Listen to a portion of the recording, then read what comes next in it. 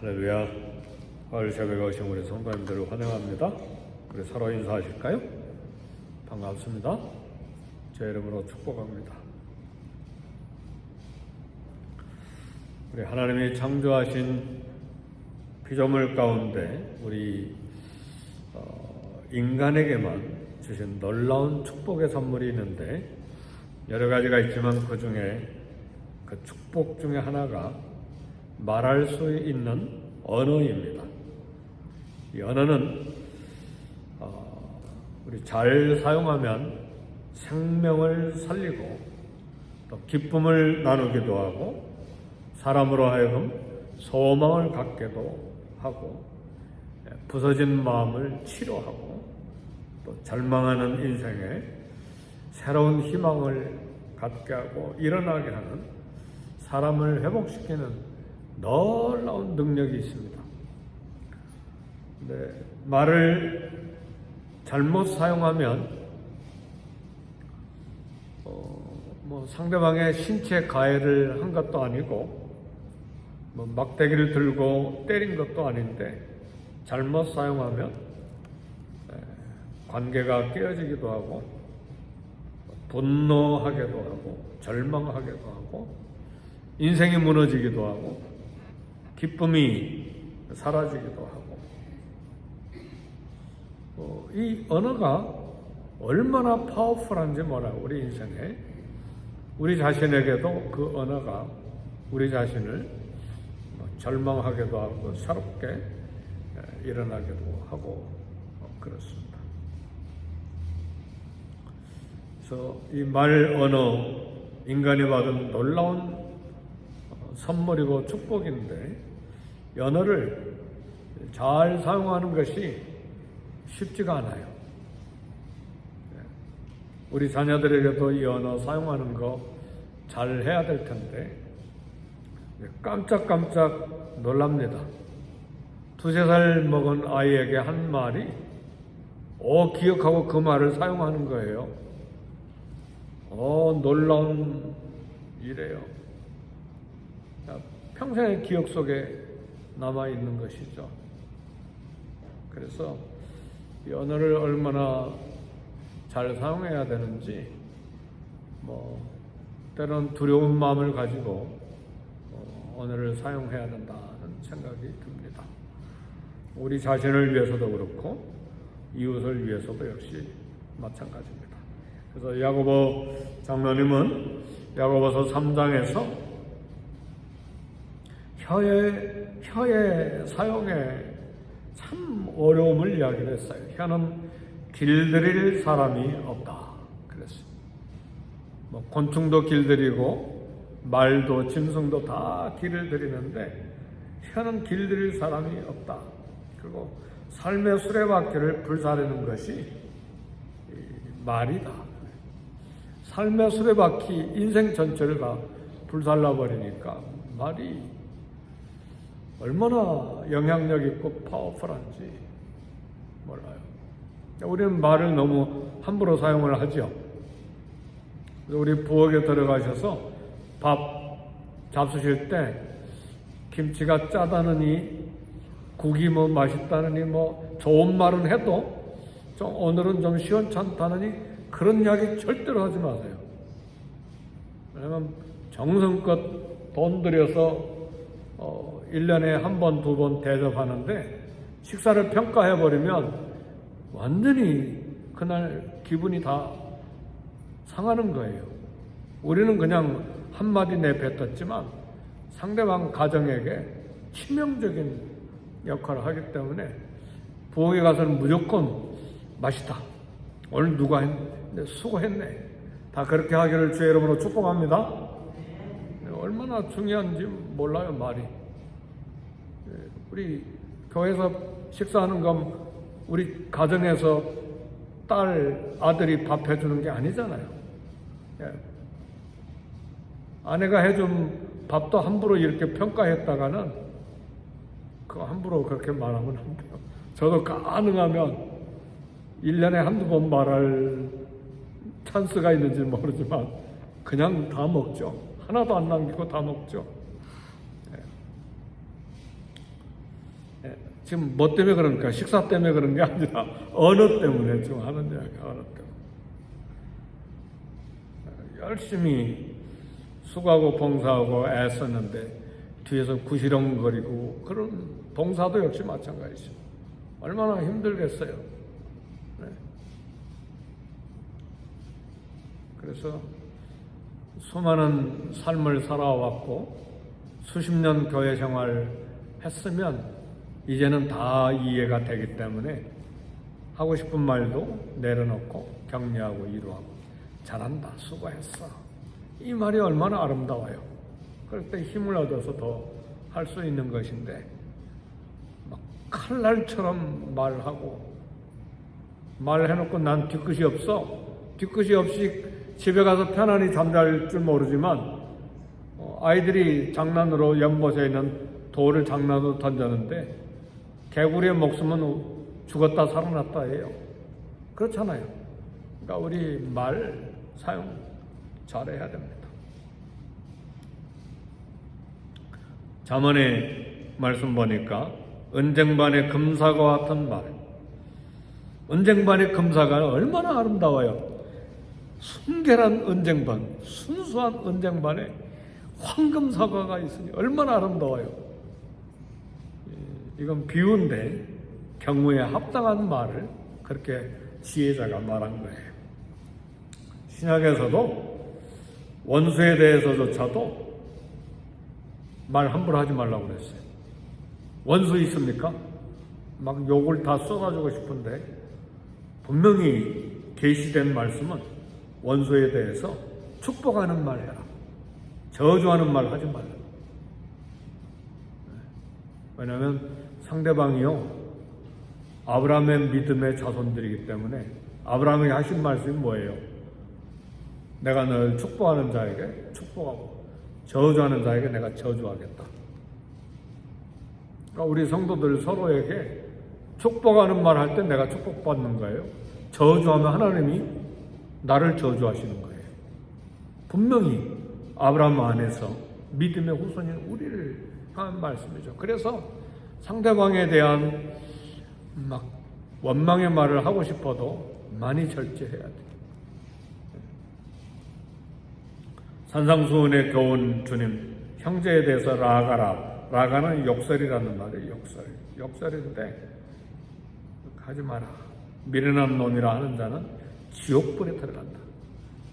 미련한 놈 욕같이도 생각지도 안 되지만 우리 주님이 산상수훈에서 이야기하신 거예요. 미련한 지옥불에 들어갈 정도로 우리 주님이 싫어하신다는 말이죠. 그래서 비판받지 않으려든 비판하지 말라 그랬습니다. 언어는 마음 생각에서 나온 것이기 때문에 마음을 주님의 마음으로 말씀으로 늘 채우는 소원을 가져야 됩니다. 언어는 우리의 혀에서만 나오는 게 아닙니다. 생각 속에서 나와요. 무슨 생각을 했느냐 거기에서 나오거든요. 마음에서 나와요. 그리고 언어가 되고 언어가 나오면 행동이 그렇게 되고 그리고 그런 행동은 성품, 인격을 만들어요. 그 사람의 인격이에요. 그리고 그런 인격으로 살면 운명이 결정이 돼요. 그렇잖아요. 그 사람의 운명. 한번 말 잘못해서 원수 됐잖아요. 원수의 운명이 되는 거예요. 그러잖아요. 그러니까 이게 우리 언어가 거대한 축복임에도 불구하고 어떻게 사용하느냐에 따라서 우리 인격과 하나님 앞에서 운명이 이렇게 좌우되기 때문에 잘해야 됩니다. 그래서 오늘 본문 전도서 5장 2절에 보니까 나는 하나님 앞에서 함부로 입을 열지 말라. 급한 마음으로 말을 내지 말라. 네, 하나님 앞에 나와서 예배 드릴 때만 말하는 것이 아니고 우리 마음의 생각부터. 왜냐하면 언어가 마음 생각에서 나오는 거기 때문에 뭐 교회에 있든지 직장에 있든지 운전하든지 집에 있든지 어디에 있었든지 함부로 말을 하지 말라 그 말이죠. 하나님 앞에 나아가는 자 언어를 절제해야 된다. 하나님 앞에 나가는 걸 뭘 말합니까? 옛날에는 성전이지만 오늘 우리는 하나님 앞에 교회와 상관없이 언제든지 하나님 앞에 있잖아요. 그러니까 하나님 앞에서 언어 이거 절제해야 된다고 말해요. 오늘 본문에 보니까 하나님 앞에 함부로 입을 열지 말라, 이건 언어의 경솔성을 말해요. 새벽에 설교하면서 제가 참 은혜를 많이 받았어요. 마음에 불편한 생각이 생기니까 이 불편한 마음이 생각에 꼬리를 물고 이어가면서 마음이 점점 불편해지는 거예요. 이 새벽에 이게 뭔가? 이 언어의 경솔성이에요. 함부로 생각하는 거예요. 함부로 입을 여는 것. 급한 마음으로 말을 내지 말라. 언어의 조급성이에요. 급하게 내가 생각하고 내가 판단해버리고 내가 상대방이 전혀 그렇게 생각하지 아니할 수도 있는데 내가 그렇게 판단해버리는 거예요. 얼마나 그런 실수를 많이 하나요? 가끔 가다 보면 그런 경우들이 있어요. 내가 상상한 걸 소설을 써가지고 내가 확신해버려요. 그리고 그 사람은 그렇게 판단해버려요. 그런 이야기를 듣는데 대화가 안 돼. 대화가 확신해버리는데 그런 경우가 있어요. 우리도 가끔 그런 경우가 있는데 인격 자체가 그렇게 형성이 되는 사람이 있어요. 어떻게 삶을 여기까지 살아왔는지 모르겠어요. 사람마다 그렇게 부딪힐 텐데. 그래서 오늘 하나님 앞에 돈 많이 주세요, 성공하게 해주세요, 그것보다 더 중요한 게 하나님 앞에서 참 성품과 인격을 형성한 건강한 사람 되게 해주세요. 이게 축복이에요. 돈 많은 게 전혀, 그건 조금 있어도 돼요. 하루 3끼 먹을 거 있으면 돼요. 근데 이 성격의 부조화, 이 인격의 이 부조화 때문에 자신을 괴롭히잖아요. 자신을 괴롭힐 뿐만 아니라 남을 힘들게 만들고 남을 주저앉게 만드는 것이죠. 그 다음에 말이 많으면 우매자의 소리가 나느니라. 오늘 3절의 말씀 나온 말씀이죠. 언어의 다변성. 그래서 말을 너무 많이 하는 것도 많이 생각해야 합니다. 우리는 단순하게 예배 전에 말을 많이 쏟아내는 것, 예배자의 마음을 흐트러 놓는 거예요. 그래서 예배당에 들어오면 막 서로 인사도 할 수 있지만 간단히 이렇게 눈길 인사하고 조용히 앉아서 5분, 10분 기도하는 것이 중요해요. 마음을 준비하는 거예요.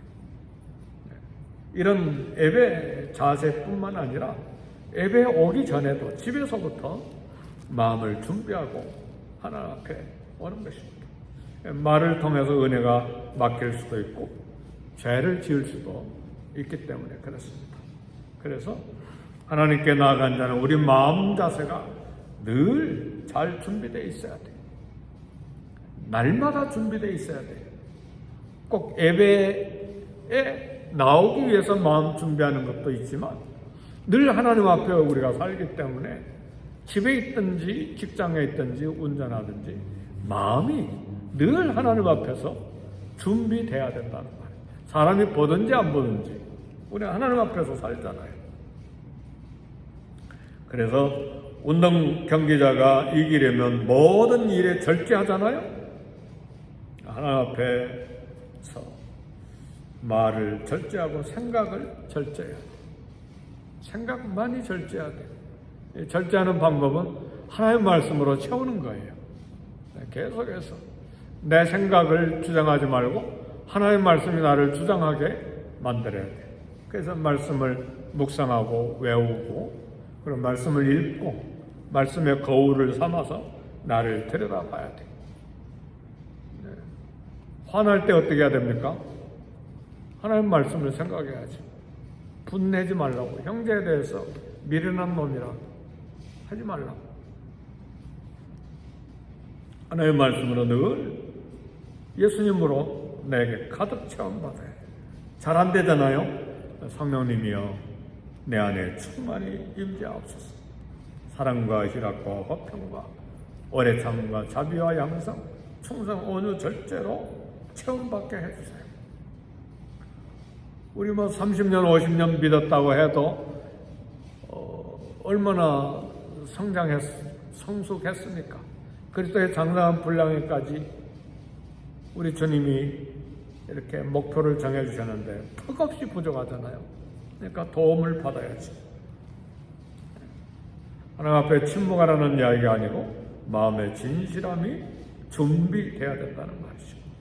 그래서 전도서 5장 1절에 너는 하나님의 집에 들어갈 때 내 발을 삼갈지어다.